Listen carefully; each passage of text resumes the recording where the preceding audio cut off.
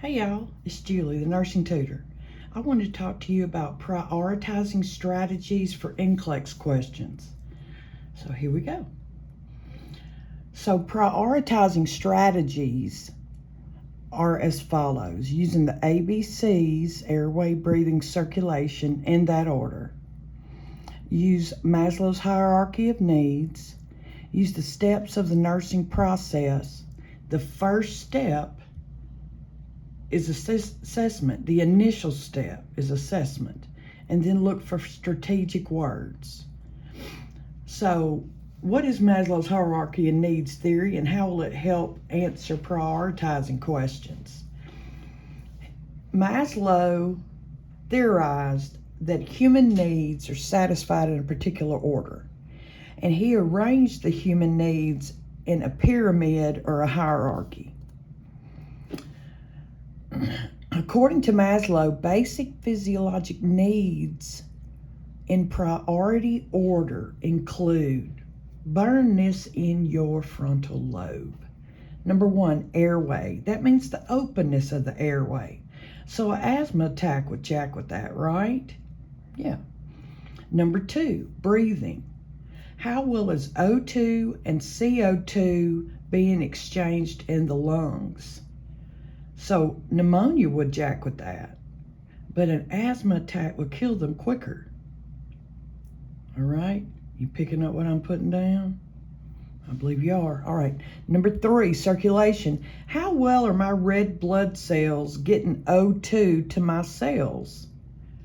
A cold foot would be jacked up circulation, but an asthma attack would kill them quicker. You understand what I'm saying? I believe you are. All right. The next is water, because you will dehydrate before you starve. So we got some questions that are going to address this. The next one is food. It takes 8 to 20 days, depending on the health and body type, for a person to starve to death. Okay. And then elimination. Without water and food, you can't pee or poop. So, good luck with that. Here's a practice question. A nurse is reviewing the plan of care for a pregnant client who is diagnosed with sickle cell anemia. Which nursing diagnosis, if stated on the plan of care, would the nurse select as receiving the highest priority? Anxiety, ineffective coping, disturbed body image, or deficient fluid volume? You got your answer? It's deficient fluid volume. Okay? So here's a test taking strategy. Note the keyword highest priority. Using Maslow's hierarchy of needs theory to prioritize, remember that physiologic needs come first. Using the guideline will direct you to option 4. Deficient fluid volume is a physiologic need and is the priority nursing diagnosis. Dehydration would be dealing with the water. You see that? We didn't have anything about an airway, nothing about breathing, nothing about circulation, but we did have water. So that would be the correct answer. Oh, sorry. Okay, here's another one. The client is diagnosed with cancer, is receiving morphine sulfate 10 milligrams subcutaneously every 3 to 4 hours for pain. When preparing the client, I'm not going to stop. When preparing to care for the client, the nurse includes which priority action? Monitor their stools, monitor their urine output, encourage the patient to cough and deep breathe, turn cough and deep breathe, or encourage fluid intake. So monitor stools and urine would be elimination. That's encourage and turn cough and deep breathe. That's to keep them from getting pneumonia. So you got your answer? I'm gonna shut up. Encourage them to cough and deep breathe. So, using the ABCs will direct you to the correct option. Recall that morphine sulfate suppresses the cough reflex and the respiratory reflex. Although options 1, 2, and 4 are components of the plan of care, the correct option addresses the airway, even though options 1, 2, and 4 were considered physiologic needs. The one that trumps them all is airway, because if you don't have an open airway, it doesn't matter that your knee hurts or anything else for that matter. Okay, let's do another one. The client is brought to the emergency department after sustaining a possible closed head injury. Father God. Which measure will the nurse perform first? Check their level of consciousness, check their pulse and blood pressure, their respiratory rate and depth, or their ability to move their extremities. You got your answer? Yeah, respiratory rate and depth. Okay, that's the only one dealing with the airway and the function of it. So, the first action of the nurse is to ensure that the client has adequate airway and respiratory status. In rapid sequence, the client's circulatory status is elevated in option 2, followed by evaluation of the status of the cardiovascular and then the neurologic symptoms. So respiratory, cardiovascular, and then neurologic. Burn that in your brain. You want to know? Okay, so look. Note the strategic word first, using the ABCs, airway, breathing, and circulation. The correct option will most often be the one that deals with the client's airway. Respiratory rate and depth support this action. Okay? When you see restlessness, I want your butt to pucker. Think of low O2 in the NCLEX world. Restlessness equals low O2. Okay, you want another one? Here we go. So a client is admitted to the emergency department reporting severe radiating chest pain, is extremely restless, butt pucker, frightened, and dyspneic. Immediate admission prescriptions include oxygen by nasal cannula 4 liters per minute, troponin, creatine phosphokinase, and isoenzyme blood levels, a chest x-ray, and a 12-lead EKG. Which action should the nurse do first? Should she obtain a 12-lead EKG, draw the blood samples, apply oxygen to the client, or schedule a chest x-ray study? Yeah, you're right. Apply oxygen to the client. Very good.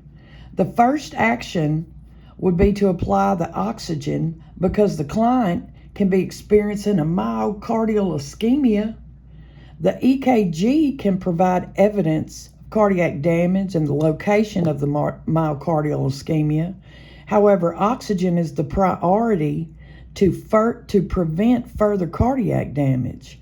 Drawing blood specimens would be done after oxygen administration and just before or after an EKG, depending on the situation.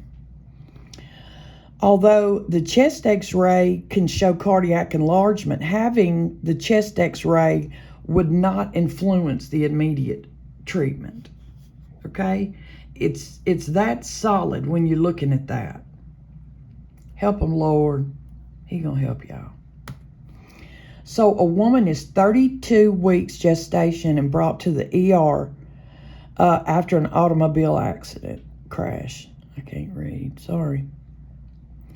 The client is bleeding vaginally, and fetal heart monitoring indicates moderate fetal stress. Which action should the nurse take first in an attempt to reduce the stress on the fetus? Okay. Start at IV fluids at a keep open rate. Set up for an immediate C-section delivery. Administer oxygen via face mask at 7 to 10 liters per minute, or elevate the head of the bed to a semi-Fowler's position. Okay, you got your answer? Right, you saved them. Administer oxygen via face mask. So look at here. Administering oxygen will increase the amount of oxygen for transport to the fetus, partially compensating for the loss of circulating blood volume. Because remember, the woman was bleeding. She is bleeding. That would suck. This action is essential regardless of the cause or the amount of bleeding. IV fluids will also be initiated. The client will be positioned per the primary health care provider's prescription. Although a C-section delivery may be needed, there's no data that indicates it is necessary at this time. So note the strategic word first. Using the ABCs, it'll direct you to the right option. You see, administering, that's what you're going to do first. Help them, Lord. You picking up what I'm putting down, I hope. Here's the next one. The nurse is caring for a client with gestational hypertension who suddenly progresses to an eclamptic state. Ooh. What is the initial nursing action? Now, you may not be an OB yet, and you may not know what an eclamptic state is, but look at here. Maintain an open airway, check the fetal heart rate, check the maternal blood pressure, or administer oxygen to the mother via face mask. Okay. If you didn't know what was going on and these were the options, could you pick the right one? You got your answer? Yeah. Maintain an open airway. Because nothing else matters if you ain't got no open airway. I mean, dookie fart. Sorry. I stopped cussing one cuss word at a time on the S word, and I say dookie fart. So the initial nursing action when a client progresses to an eclamptic state and has a seizure is to maintain an open airway.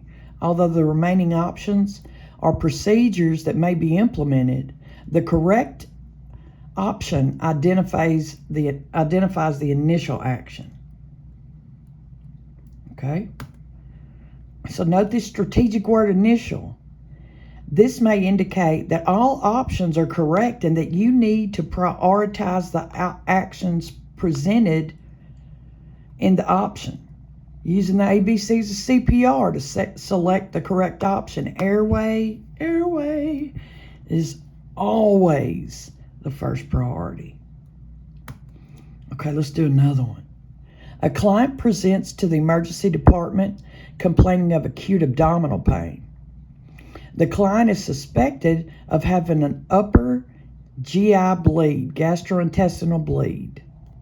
The client's vital signs are blood pressure 92/72. Is that normal? No. His O2 sat is 85. Father God. His apical pulse rate is 113. Now you know, what does a high pulse rate and a low blood pressure mean? It means they're bleeding somewhere. Respirations are 22 beats a minute. Which priority action should the nurse plan to take? Insert an indwelling catheter, administer O2 via non-rebreather face mask, establish an IV access with a large bore catheter, or obtain blood for a CBC and electrolytes. I know you're going to get this one. Yeah, you're going to administer O2 because airway, that's how important airway is to, sustaining life. So look at here. For the client suspected of having an upper GI bleed, the nursing actions should proceed as follows. Burn it in your frontal lobe. Ensure a patent airway. Administer oxygen via nasal cannula or non-rebreather face mask. Number 3 is establish an IV access with a large bore catheter and infuse warm normal saline or lactated ringer solution as prescribed. Number 4, obtain blood for CBC and electrolytes and anticipate prescriptions for further lab studies. And last, next to last, number 5, insert an indwelling urinary catheter and then insert an NG tube as prescribed. What is this? This is for somebody with an upper GI bleed. Number 1, airway. Till Jesus comes. Look at this one. A post-operative client suddenly develops chest pain and experiencing dyspnea and tachypnea. The nurse suspects that the client has a pulmonary embolism and immediately plans to implement which intervention? Administer nasal oxygen, place the client on a cardiac monitor, prepare the client for a perfusion scan, or ensure that the IV line is patent. You know. You got it? Your answer? Boom, you saved them. Administer nasal O2. Because a pulmonary embolism is a life-threatening emergency. That's a blood clot that's then gone to your lungs and got hung up in there, in the vessels. And then nothing after that's getting any blood. Father God, what you going to do? Nasal oxygen is administered immediately to relieve hypoxemia, respiratory distress, and central cyanosis. The EKG is monitored for the presence of dysrhythmias. A perfusion scan, among other tests, may be performed. IV infusion lines are needed to administer medications or fluids. Additionally, a urinary catheter may be inserted and an arterial line, blood gases may be drawn. However, the immediate nursing action, dang, some oxygen. You saved them. Here's another one. Look at here. A client has sustained a full thickness circumferential burn. Circumferential, it's got circ in it, make you think of circle. So it has like burned around their abdomen and their back, or either on their arm. It's burned all around there, all around. That's circumferential. What is the nurse's priority concern? A urine output of 30 to 50 milliliters per hour. If you don't know, that's normal. For me to know that your kidneys are functioning good, I need 30 milliliters of urine an hour, sir. The client's increased risk of infection. What's your priority nursing concern is what we're talking about. Adequate management of burn pain, or the client's ability to adequately ventilate. If he's got circumferential burns around on his chest, it's going to make it difficult for him to adequately inhale and exhale. And look, you see, client's ability to adequately ventilate. Look at here. When a full thickness burn of the trunk is circumferential, the chest movement can be restricted and breathing will be affected. This is because full thickness burns are hard, dry, leathery, eschar, which is dead tissue, that does not expand to accommodate edema under the eschar. That would suck. Urinary output of 30 to 50 milliliters per hour is indicative of an adequate response to fluid resuscitation measures. When layers of the skin are destroyed, barriers to invasion by microorganisms are removed, increasing the risk of infection. In addition, burn injuries are extremely painful, and the nurse needs to institute measures to manage the pain. Although these options are all important, they should not be prioritized over the client's ventilatory status. Bruh. That's how serious and important airway is. We're going to pray for him. So here's the test-taking strategy. Focus on the subject, circumferential burns of the trunk. Note the strategic word priority and using the ABCs to direct you to the correct option. Also remember that the term circumferential means completely surrounds. And recall the consequences of full thickness burns.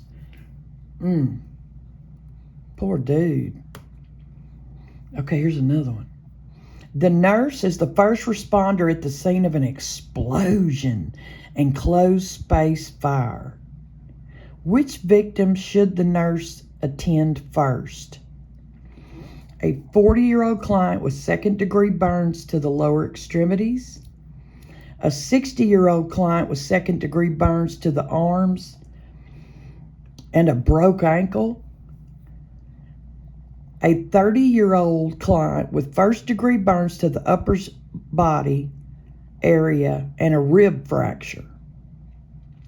Or a 50-year-old client with smoke inhalation and second-degree burns to the facial area. Which one do you think? Here we go. Yeah.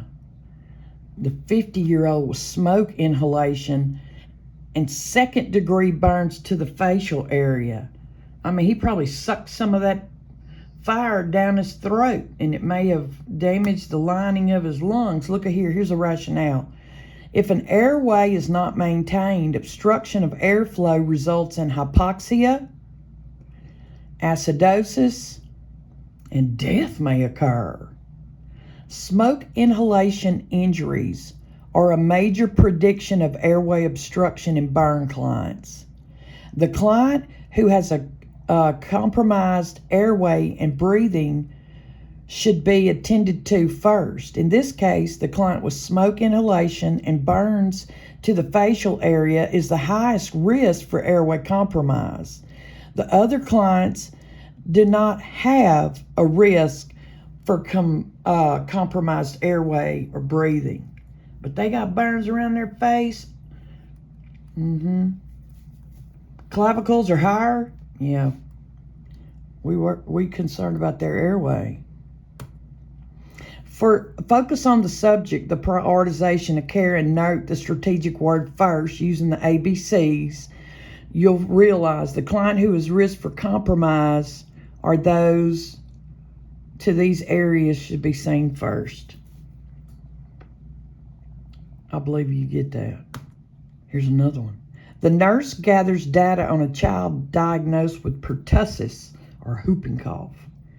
Which finding should the nurse identify as suggestive of a potential complication? A weight gain, a urinary output of 30 milliliters. That's normal, so we can throw that out.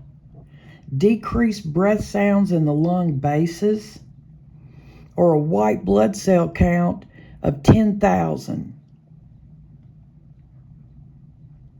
You got your answer, don't you? You know it. Yeah. Decreased breath sounds in the lung bases. That's where pneumonia lives. So look at here. Complications of pertussis include pneumonia, atelectasis, otitis media, seizures, or a subarachnoid bleed. Decreased breath sounds are indicative of pneumonia or atelectasis. A weight gain is normal. as are a urinary output of 30 milliliters and a white blood cell count of 10,000, because that's a normal. And look, you see it says pneumonia or atelectasis. You get pneumonia, and when pneumonia gets worse, you get atelectasis. And you got alveoli at the, that's where the gas is exchanged. At the level of the alveoli, look like little grapes. But with atelectasis, those deflate and are closed. So the air coming in ain't going nowhere. It can't get to the capillary bed where O2 and CO2 is exchanged. Atelectasis. I mean, dookie fart. We're going to pray for them too. So here's a test-taking strategy. Focus on the subject, a potential complication of pertussis or whooping cough. Use the principles associated with prioritizing the ABC when answering the question. Decreased breath sounds are associated with the airway. I believe you're getting it.